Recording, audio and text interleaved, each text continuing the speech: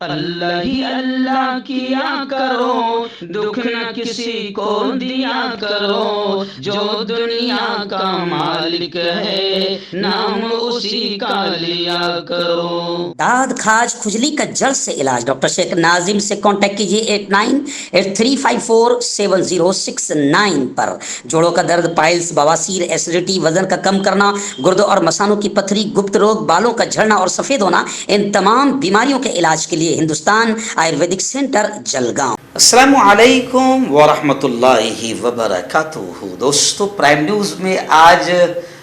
بات کرتے ہیں ایک بڑی خبر پر۔ خبر بھی ہے اور خبر کے آس پاس کچھ ایسی بھی چیزیں ہیں کہ ایسا لگ رہا تھا کہ اس پر بات ہونی بڑی ضروری ہے۔ آئیے سب سے پہلے تو میں آپ کو ایک بات بتا دوں کہ گزشتہ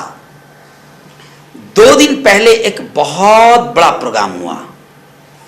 جس میں میں مسلم سماج کے اسکالرس کی بات نہیں کروں گا،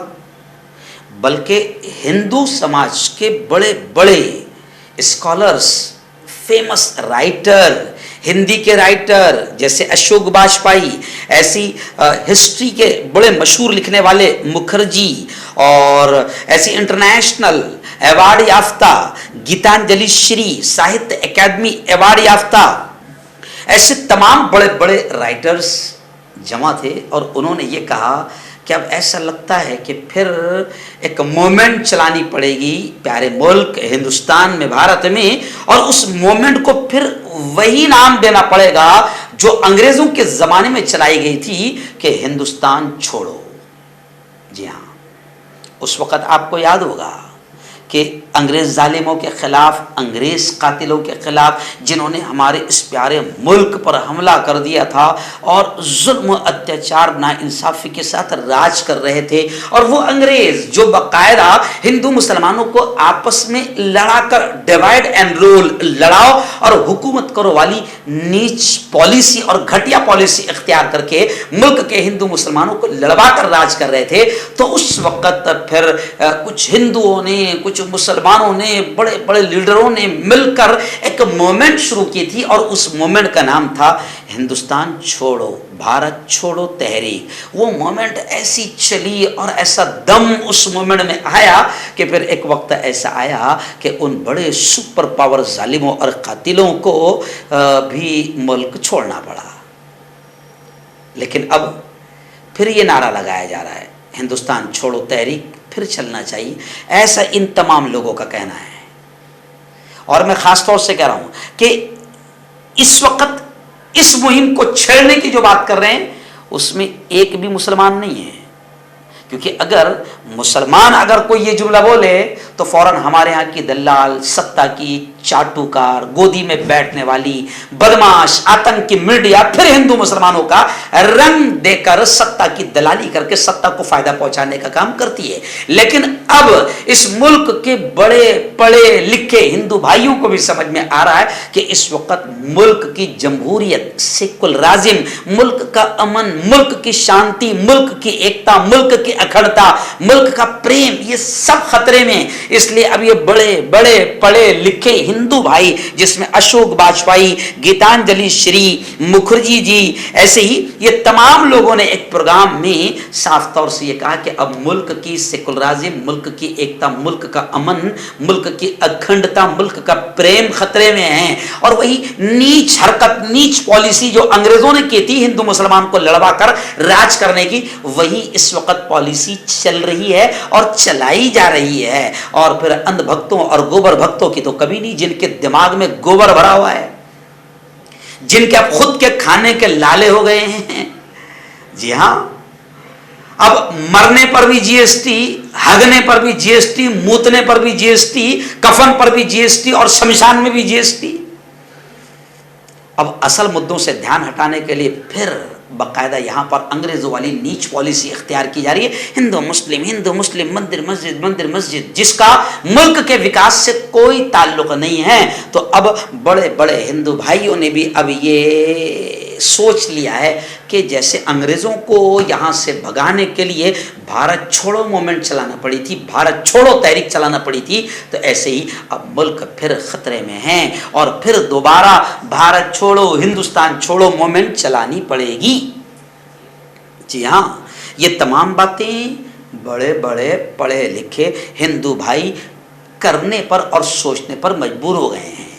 मैं बार बार हिंदू भाई कह रहा हूँ क्योंकि हमारे जैसा कोई दाढ़ी टोपी वाला या जिसके नाम में अब्दुल्ला लगा हुआ हो मुसलमान दिखे तो बड़ी मिर्ची लगती है, फिर उसको वापस गलत रंग दिए जाने की कोशिश की जाती है। लेकिन अब ये तहरीक, ये मूवमेंट शुरू करने की ज़रूरत है, फिर मुल्क की जमहूरियत, एकता, अखंडता, प्रेम को बचाने की ज़रूरत है, फिर मुल्क के अमन शांति को बचाने की ज़रूरत है। इसलिए हिंदुस्तान छोड़ो तहरीक चलाई जानी चाहिए, ये हिंदू भाई कह रहे हैं। और वही लोग अपनी ज़बान से ये कह रहे हैं कि जो लोग पाकिस्तान भेजने की बात करते हैं उनको ही अब हिंदुस्तान छोड़ने की तहरीक चलाना पड़ेगी कि तुम ही हिंदुस्तान छोड़ दो तो मुल्क में अमन रहेगा। जी हाँ, तुम ही अगर कुर्सियां छोड़ दो तो मुल्क में शांति आ जाएगी। देखो आप अभी जैसे हमारे महाराष्ट्र में अब सब खत्म हो गया, सब खत्म हो गया। महाराष्ट्र में जितने चल रहे थे, अजान का मुद्दा बड़ा चल रहा था, लाउड स्पीकर का बड़ा मुद्दा चल रहा था, भोंगे का मुद्दा चल रहा था, जैसे ही हुकूमत गिरी, बीजेपी आई, शांत मामला हो गया। यानी अकल ये कहती है कि ये नीच मुद्दे कौन चलाता है, ये घटिया हरकतें कौन करता है और किस लिए करता है। इसलिए अब ये बड़े बड़े पढ़े लिखे हिंदू भाई भी कह रहे हैं कि मुल्क का अमन खतरे में है, मुल्क की जमहूरियत खतरे में, मुल्क का सेकुलरिज्म खतरे में, मुल्क की शांति खतरे में। यहाँ तक कि उन्होंने ये भी कहा, इस प्रोग्राम में जो दिल्ली में प्रोग्राम हुआ है, लोकार्पण और चर्चा एक प्रोग्राम हुआ, उस प्रोग्राम में बाकायदा नेहरू खानदान की रामेश्वरी नेहरू जी भी मौजूद थी। उन्होंने 1909 में शुरू होने वाली मैगजीन स्त्री दर्पण जो मैगजीन थी, उन्होंने उसके नए एडिशन का लोकार्पण किया, उसका इजरा किया गया। इस मैगजीन के एडिटर सीनियर सहाफी और कवि है अरविंद कुमार, प्रोफेसर सविता सिंह, ये तमाम लोग मौजूद थे। और उन्होंने कहा कि अब मुल्क की जमहूरियत, अमन शांति खतरे में है। यहाँ तक कि उन्होंने कह दिया कि मुल्क का कल्चर भी खतरे में है, मुल्क की संस्कृति भी खतरे में है। जी हाँ, अब आप देख सकते हैं, मेरे पास डिटेल करने का मौका नहीं, आप बहुत ज़्यादा समझदार हो चुके हैं और हम लगातार गोदी दलाल मीडिया की जो पोल खोलते रहते हैं और हम मुल्क में अमन शांति के लिए काम करते रहते हैं और अंध भक्तों और गोबर भक्तों के खिलाफ भी हम मुंह खोलते रहते हैं और जो नीच हरकतों के जरिए से मुल्क के हिंदू मुस्लिम एकता प्रेम को ख़त्म किया जा रहा है, उसके खिलाफ भी हम बोलते रहते हैं। इसलिए आज हमको ये न्यूज़ बड़ी अच्छी लगी तो हमने इसको प्राइम मुद्दा बना लिया कि अब हिंदू भी समझने लगे, पढ़े लिखे हिंदू, गोबर अंधभक्ति में जो लथपथ है, गंदगी में जो लथपथ है, उनके अच्छाई, एकता की बात, अमन की, शांति की बात उनके समझ में नहीं आएंगी। उनको तो लग रहा है कि बस हमारे आका नफरती पुजारी है, नफरती चिंटू है, हमारे आका हमारे रक्षक है और हमारी हिफाजत में लगे हुए। लेकिन अब मुल्क का हर आम मजदूर, गरीब, जिसके हलक में निवाला उतरना मुश्किल हो गया है। 70 सालों में इतनी नीच हरकत कभी नहीं हुई थी कि दूध और पनीर पर भी टैक्स लग जाए और अन्न पर भी टैक्स लग जाए, मगर इस बेशरम, बेगैरत और जालिम सरकार ने लोगों का खाना भी मुश्किल कर दिया और अगर खाकर हगे तो वो भी मुश्किल कर दिया और अगर जीना मुश्किल हो जाए, अगर आत्महत्या करके मरना चाहे तो उस पर शमशान में भी टैक्स लगा दिया और कब्रिस्तान में भी टैक्स लगा दिया। अल्लाह करे कि मुल्क के अंध भक्तों और गोबर भक्तों को ये बात समझ में आ जाए। ह्यूमन वेलफेयर फाउंडेशन एक ऐसा इदारा है जो पिछले 20 सालों से जम्मू और कश्मीर में काम कर रहा है। यतीमों, मोहताजों, गरीबों को माली मदद के साथ साथ उनको ट्रेनिंग्स भी करा रहा है ताकि वो अपने पैरों पर खड़े हो। ह्यूमन वेलफेयर फाउंडेशन का ऑर्फनेज स्किल डेवलपमेंट कम एंटरप्रेन्योरशिप ट्रेनिंग इंस्टीट्यूट प्रोजेक्ट है जिसका लागत का तखमीना 7 करोड़ है। इसलिए जो भी लोग मदद के काबिल हो उनसे गुजारिश की जाती है कि वो हमारे अकाउंट्स में ताउन कर सकते हैं। इंडिया के लोग हमारे लोकल अकाउंट में और इंडिया के बाहर के लोग हमारे FCRA अकाउंट में अच्छे काम के लिए ताउन करें, क्योंकि कश्मीर में पिछले कुछ सालों से हालात सही नहीं थे। جس کی وجہ سے یتیموں کی تعداد میں اضافہ ہوا، وہ اپنے پیروں پہ کھڑے ہوں اور عزت کی زندگی گزاریں، یہی ہماری کوشش ہے۔